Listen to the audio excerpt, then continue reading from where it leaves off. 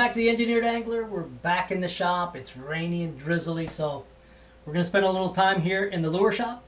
And today I'm going to show you a couple of little tips on how you can use UV Cure Resin in a couple of different ways that'll make your life a little easier and give you a little versatility with something you might be already using.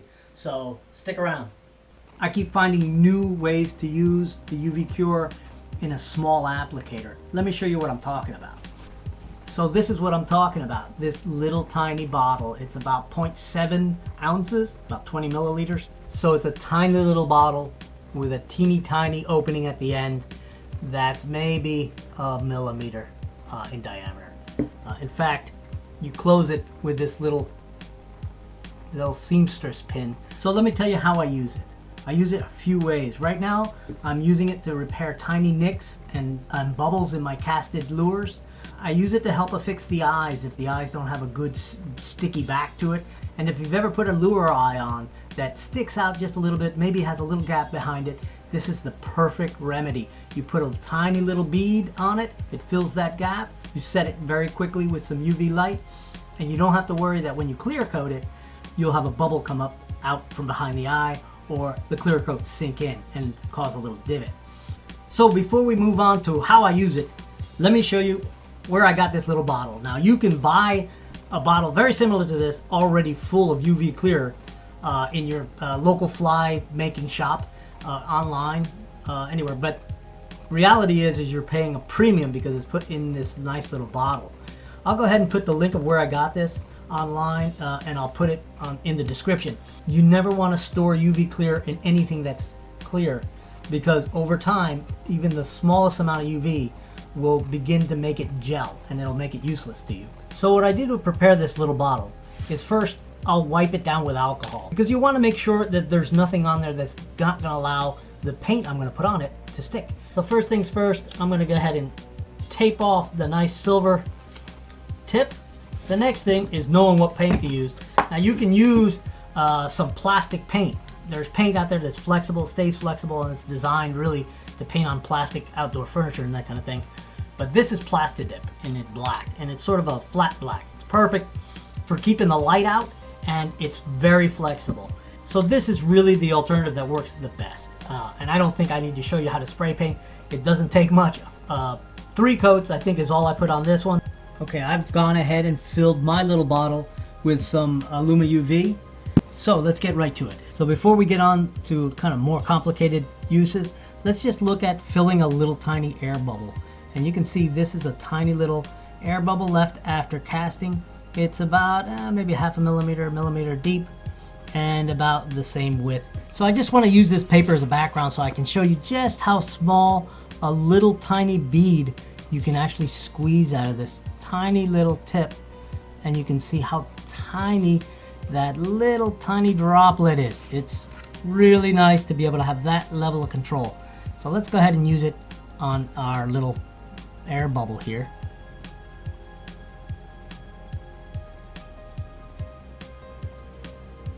There, it's filled. Now all I'm going to do is take it over to the UV spotlight and cure it. Take about 10 seconds. So here, you need about 10 seconds, maybe 15 seconds to get it to cure hard enough so you can move on to your next process. It's not bad, it's quick. One of the nice things is that it actually becomes a little less viscous. In other words, it becomes a little thinner and more runny. And if you overfilled it, sometimes it'll just go ahead and drool down into that little pocket and make it so that you don't even have to sand. Okay, so there it is, repaired. Let's see if I can get the lighting better. There it is, repaired. You can see it's nice and hard, and there's just a barely little bit. You can see it barely moves the tip of this pen, so it really doesn't need any sanding, maybe just a little polish sanding. Okay, so now if you've ever used cheap Chinese eyes, now this is not one of them, but if you've ever used cheap Chinese eyes, I gotta say they're really inexpensive, but one of the bad things about them is they have terrible adhesion. The glue on the back of them are so bad they don't even stick to the packaging they ship them on. So they're usually all over the place when you get them. When you put a cheap one on like this, generally it wants to come off. It's really difficult to keep it on, especially if you're going to brush on some clear coat. So it's nice to go ahead and just put a little droplet on the back of it, take it over to your UV light or hit it with a UV flashlight, and it's on. The other thing I find very helpful is to fill in that little gap. You see that gap between the eye and the body? That tends to want to hold air or mess up your clear coat in other ways. If the lure gets hot, it'll expand air from behind there and can really ruin your clear coat as it's setting. I like to use it like a mini caulking gun that I can just fill in gaps with, and all I do is just squeeze and just run a bead right behind the eye. You don't have to be super careful because in the end the clear coat will blend it all in, but you can see how I've fared it in with this stuff, and all I got to do now is hit it with that light again. Okay, you can see it nicely fared in, and now I'm just gonna hold it up against this light. Now this is a pretty good little light. It's not an expensive one. It's one that I bought online. It's you know, a Chinese made light, so I don't think I paid more than $15 or $16 including shipping, so gotta be pretty happy with that. It is LED, but it has a really high wattage density. So while it's low wattage, it's 10 watts, it has such a small little footprint that the wattage density is really pretty high. So that means it sets this stuff up really quickly. So right now it's done. I can touch it. It's not sticky or runny, and that eye is on there really well, and it's fared in. So let's move on to putting that lip in. So this plug is really a sacrificial plug that I made about exactly a year ago, and I made it just to set my my formula for my resin and filler. So I don't really have any real use for it. It's just sitting around. I cut this slot sort of haphazardly, so it may not be perfect when I put this lip on here, but the idea is that I can place this lip, and the fact that the UV glue doesn't set up until I put it in the UV light gives me all this time to work. When you put it against the UV light will travel through the plastic and into the glue and set it up for you. So let me show you how. So I like to first put a tiny bit of this glue down at the bottom of the slot. Just enough so it'll contact the plastic but won't ooze out too much. If you put a little too much in it and it oozes out, you can wipe it off with a paper towel and no harm done. So the next thing is to just slide it in there. Now I've got all the time in the world to really manipulate this exactly how I want it. I can slide it back and forth, I can shove it forward, I can lean it forward, and I can take my time exactly as long as I want, and I can make sure it's not going to move when I move. And now I take it to the light. Now before I'll actually expose it directly, I'll double check and make sure I haven't moved it on my way over here.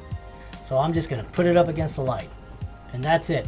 Now again, it's another deal where I'm going to count to 10 or 15, maybe 20, because I do have a bunch of glue on this one. So I'll just hold it here for a little while. It doesn't take very long, like I said before. So, but you can see the UV light coming to the edge, and that means that UV light is traveling right through that Lexan, and then it's refracting at the edge. So it's really giving us a good cure inside that slot. So you can see it's nicely fixed. It's not going anywhere. So while you're working on the lip, you'll always have these little tiny cheek divots on the top of the lip that you can fill in like that. And you can also run a bead right down the connection at the lip and fill it in just like you did behind the eye. And I'm being sloppy, I'm getting it on the plastic, I shouldn't do that, but you can just wipe that off. That's the beauty of it. Before this sets up, I can just wipe that off with alcohol and it'll never show. So I'm going to put a little more on this one. And the nice thing about this stuff, it doesn't run much, so you can really get this done. You can see I can put a nice clean bead right along there. Again, I'm being a little messy, but it creates a real good connection and a really nice transition between the lip and the body. And from here, you just give it another shot on that light.